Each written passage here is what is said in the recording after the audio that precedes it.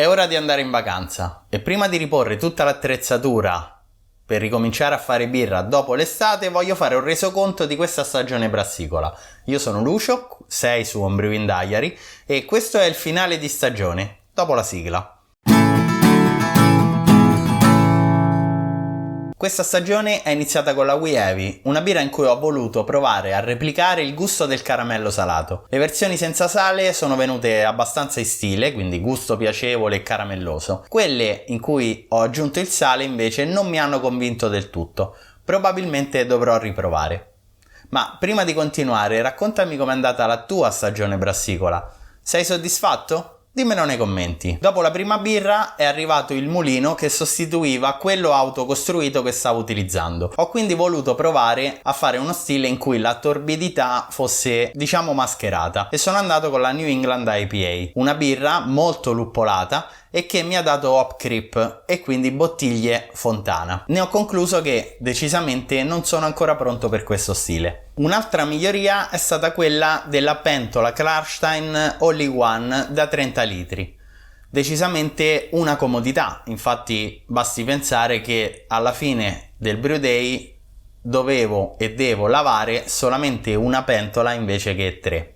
Infatti prima l'impianto era costituito da una pentola che faceva da tino di ammossamento con un sacco che poi avrei svuotato e riutilizzato per fare la bollitura, mentre ora con una sola pentola faccio tutto il processo. Per tarare questo impianto avevo deciso di fare una bitter. I volumi non sono stati quelli che mi aspettavo al primo colpo, ma ci sono andato abbastanza vicino, quindi diciamo che questa birra non la considero tanto come una birra della stagione brassicola. E con l'impianto tarato ho fatto la mia prima birra seria della stagione, la Irish Dry Stout.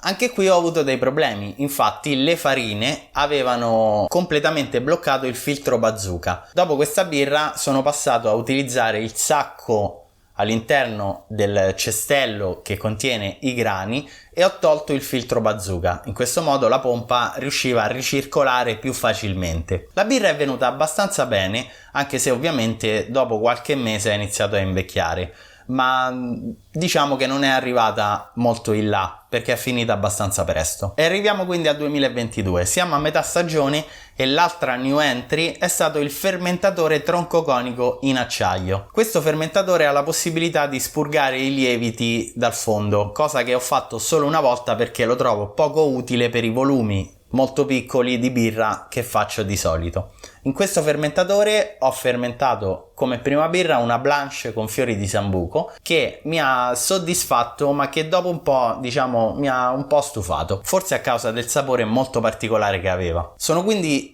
tornato agli stili inglesi con una Golden Ale che ovviamente è venuta molto torbida nonostante l'Irish Moss che ho introdotto da un po' di tempo nel mio processo di fare birra. Quindi questa birra diciamo che è meglio che non la considero. E passiamo poi alla birra che non ho ancora assaggiato dopo più di 3 mesi dall'imbottigliamento.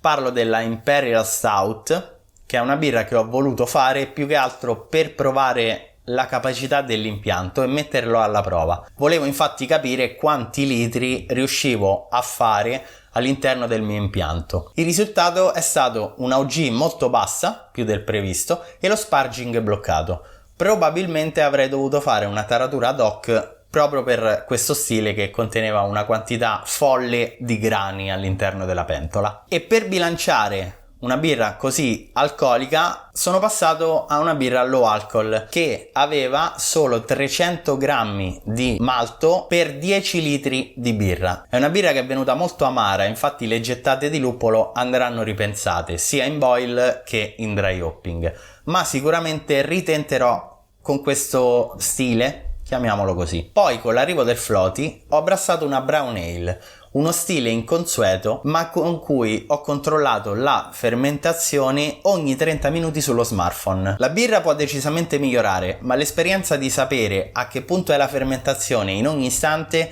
è ansiogena e confortante allo stesso tempo. Le ultime 2 birre sono le birre da estate, quelle fatte con il caldo, la Saison di qualche video fa e la Golden Ale con lievito Kveik che a mio avviso sta ancora maturando. Infatti sono birre giovani, fatte comunque con un impianto messo finalmente a punto e che potrebbe darmi soddisfazioni per il futuro. Quindi per la prossima stagione direi che ripartirò a bomba con vecchi e nuovi stili e qualche esperimento. E invece, tirando fuori i numeri, per questa stagione ho fatto 141 litri di birra, ho estratto 562 punti di densità, punti SG dal malto in mash, e ho usato 39 kg di malto, 725 grammi di luppolo e 15 bustine di lievito.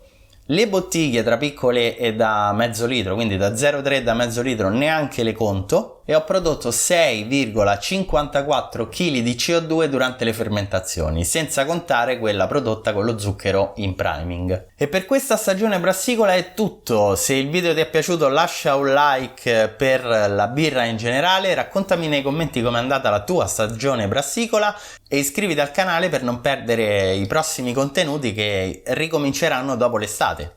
Buone vacanze!